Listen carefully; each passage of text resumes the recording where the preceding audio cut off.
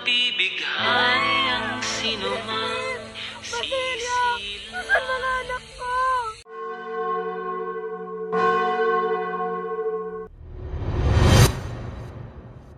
Ibarra, naalala mo pa ba nung tayo'y bata pa? Sa isang mundong magulo, pag-ibig natin ang hindi magbabago. Ngunit, ito ang maaari rin maging mapanganib. Nasasabik na ako sa ating pag-iisang dibdib.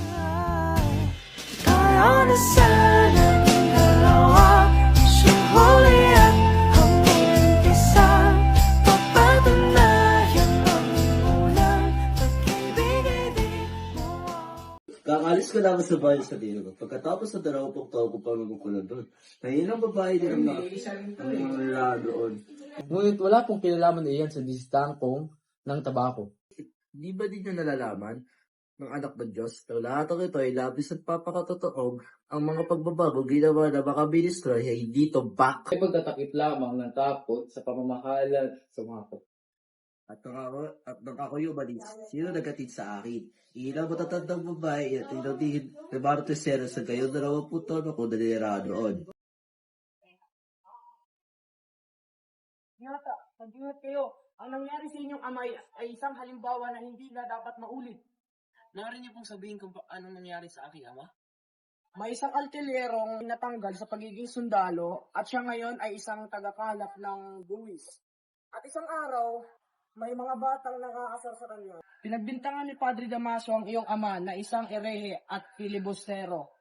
Nang siya'y makulong, nagkaroon siya ng karamdaman at siya'y namatay.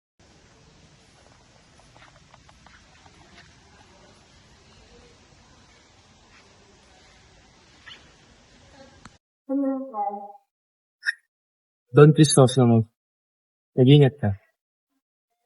Kahit may mga taong gusto kang ipapatay.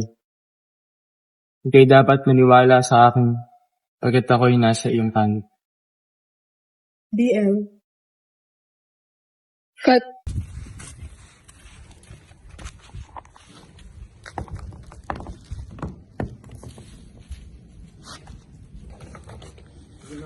Meron ba kayo nakitang puntod na may malaking krus? Kauman yung ginoo, ngunit ang puntod ay may malaking krus ay inilipat ng Kugo Paroko sa sementeryo ng Mainsi. Ngunit ang ulan ay malakas noon kung kaya't ang labi ay itinapon sa tabi ng ilog. Kabaliwan ang inyong ginawa.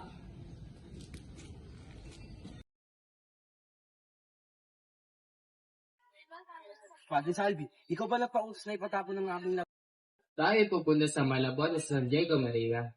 Kayo namumutla at kailangan mo ng mabuting gamit.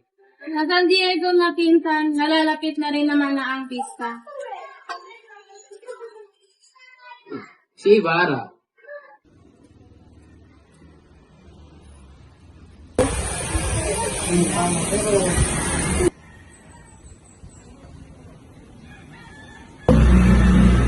Mahala, magayos ka na. Habang pinag-usapan nila tungkol sa...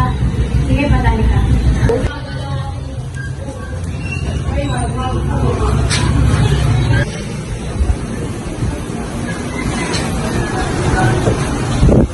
Hindi ka ba ako nalilimutan? Dahil sa paglalakbay mo sa mga maraming pinararoonan ng mga dalaga? Hindi ko kailangan kasama ko sa lahat ng sandali. Ito ang alin na nakakalungkot ng kaluluwa ng nasa ibang bayan. Naalala mo pa ba nung tayo isama ng iyong ina patungo sa Batis upang maligo? Go. Ibig ng aking ama na ako lumalis at pinansin ng aking mga pakiusap.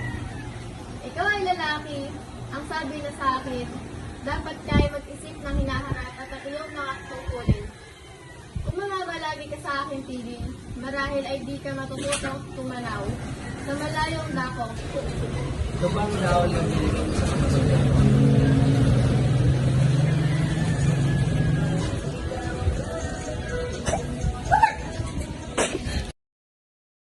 Ano nangyari sa'yo? Nasaan si Crispin? Crispin po, inay. Naiwan ko siya sa kumbento. Daan mo ako bukas ako'y magpaparoon para kausapin ang mura. Ngunit si Crispin pinagbintangan na isang magnanakaw. Crispin! Crispin! Crispin! Anak ko! Nasaan ka? Crispin!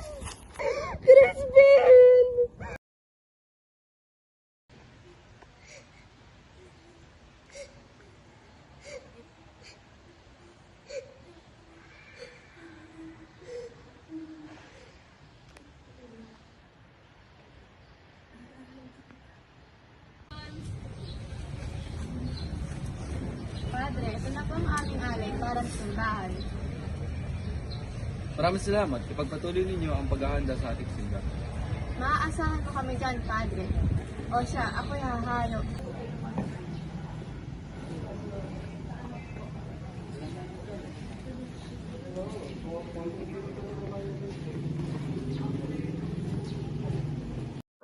Si Maria Clara ang pinakamagandang binibil sa bahay sa Diego. Siya rin ang nagtataglay ng kubot ng kabaitan. Kapitan Tiago, siya si Alfonso Lenes de Espadanya, kamag-anak ng aking asawa at inaanak ni Padre Damaso. Nais ni Don Alfonso na ingin ang kamay ni Maria Clara upang magpakasal. Ikaw ba'y pabor dito? Pakiwang wala ang problema doon. Pero hindi ako ang dapat magdesisyon. Ayoko, Ama. Ako'y labis na tumututol. Si Ibarra lang ang aking gusto. Hihintayin ko siya kahit gaano pa katagal. Ikas talaga sa mga Indio ang malilikot ang kamay. Ilang naman nila ang Ibarra. Pero ako pareho nagpamataas. Kung kayo ito nagtulad ang pareho, kayo ng sinabi. Huwag mong mamakin ang aking ama. Dahil kayong mga fraile ay kasisama ng Diablo. Ngunit ang stop nga. Nakikinig ang buong Pilipinas sa akin ngayong ipagtatapat.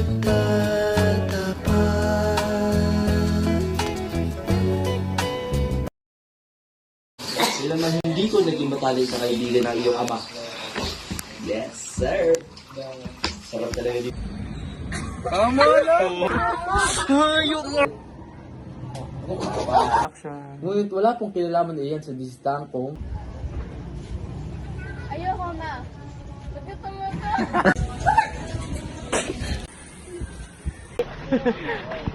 Ang pangit! Maganda ka daw. Pangit ni DJ.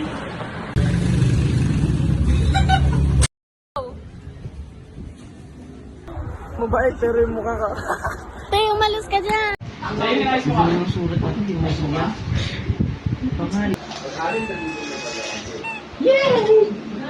pa talaga kayo dyan.